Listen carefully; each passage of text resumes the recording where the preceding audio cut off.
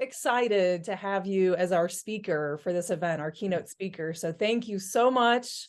We're very excited to have you, Traci. I'm going to go ahead and jump right in. Tell me a little bit about yourself and your business, just a little bit of background. All right. Well, I'll give you a little bit of background first because it helps figuring out what I do now. So I am a nerdy, geeky person. So I went to college and I majored in chemistry and wanted to be a biomedical engineer, but stayed in chemistry instead. And I played college basketball there at Case Western Reserve in Cleveland. And I always wanted like concrete stuff, right? Like I wanted the logical, rational.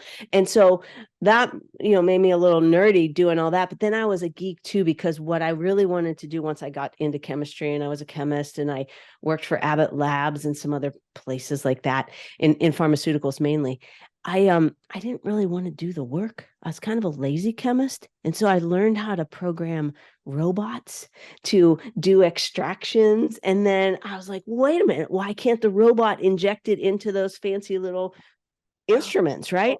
And then the pieces of paper would print out. And so at the end of that piece of it, I ended up taking a piece of paper with the results on it and typing it into another computer. And I'm like, hold on a second, we can link this stuff together. This was the early 90s. And so then I got into IT because I talked to the nerdy, geeky people who wanted to convert A to D, this to that, and so it was all about systems and processes and making my life easier. Let's just be honest, right? Right. And I think that's what business is about as well, right? Making those things easier, putting those things in place. So what happened was I got to a point where I thought I was beyond myself, like had what people are calling imposter syndrome. I don't know how much I believe in that now, but it felt like, oh my gosh, people are going to find out. I was director of an IT consulting company. I had 100 direct reports at one time. And it was overwhelming because we were going through this downsizing thing. We got rid of middle management. So it was me. And then, so we had account managers, 100 consultants, and me. Yeah. And I went to my boss and I said, hey, Bob, listen, I have 100 direct reports. Jesus only had 12. And one of those went off the rails, right? And so I said that, and he's like, oh, yeah, good point. Why don't you put some team leads in place? And I'm like, okay, great. I can definitely do that. I'm going to put out an application. I put a process in place for getting these team leads. And so I sent out applications to people who were interested. And I got one email back that says, I'm already a team lead. Why do I need to fill out this stupid application? And I wanted to say, because I said so. And then I realized, okay, that's probably not the right answer. And that imposter piece was like, oh no, they're going to come to find out that I can't really lead leaders. I can only lead individual contributors, right? Those direct reports like that I am the boss of. And so what do I do? And at the very same moment, the executive team of this company took an assessment.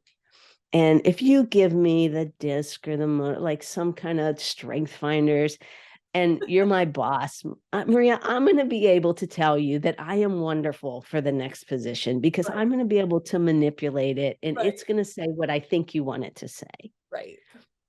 This assessment that I took, I didn't know how to trick it. Oh, wow. Yeah. So that made me feel even more like an imposter. I'm like, oh, great. What if they find out I'm a real loser? Right.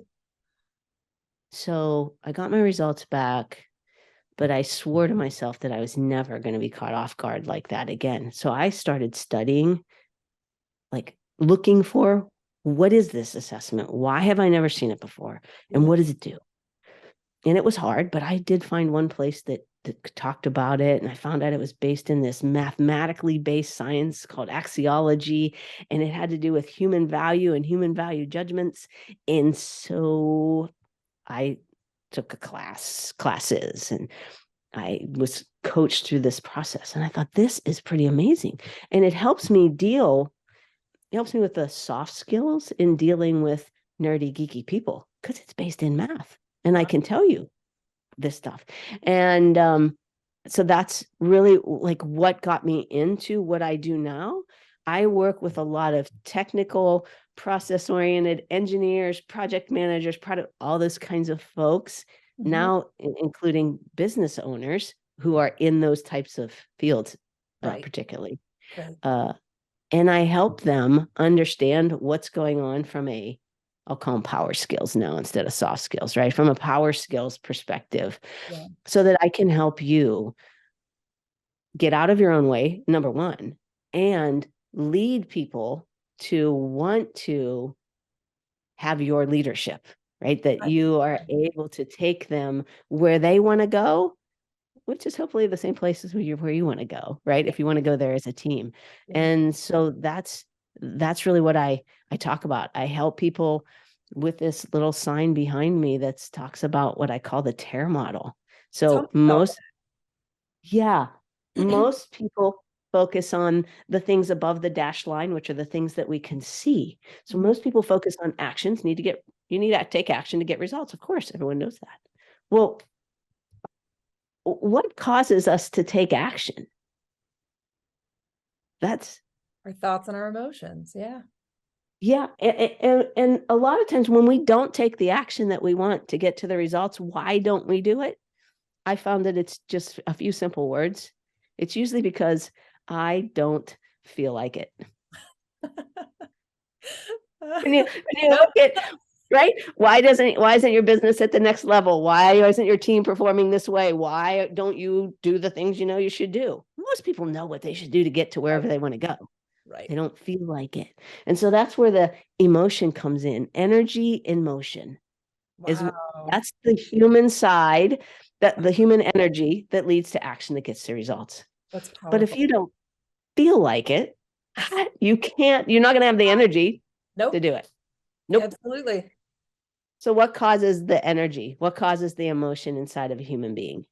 It's what we think about. It's how the perspective that we're taking on the action or even the results that we're looking to get. Right. And so if you aren't using your thinking, if you're allowing your brain to do what it's always wanted, what it's always done, which is what brains do. Brains are focused on survival and comfort. Yeah. Right. So I don't feel like it is you wanting to stay comfortable. Right. Not learn anything new, not try anything that you might fail at, all of those things that kept me an imposter. So what if we could measure your thinking? Well, that's what I do. That's what that assessment does. It measures your thinking, not your emotions or your motivators, not your actions or your disc. It measures how you think. And we teach people how to shift from their cognitive biases, which we all have, right, to our cognitive assets. So from our B game, our bias game, to our asset, to our A game. Oh, that's so cool. Whenever we want to make decisions and choices and get to where we want to go, it's a lot easier to get there from your A game than it is from your B game. And we all know that. We all inherently know that. But what we haven't known is how to switch.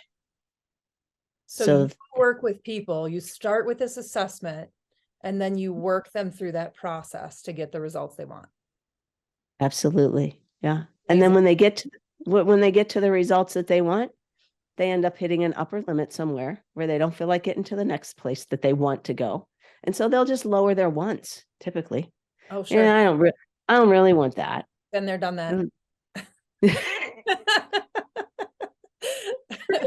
Yep. And then we end up developing the habit in our head of just lowering our wants. Right.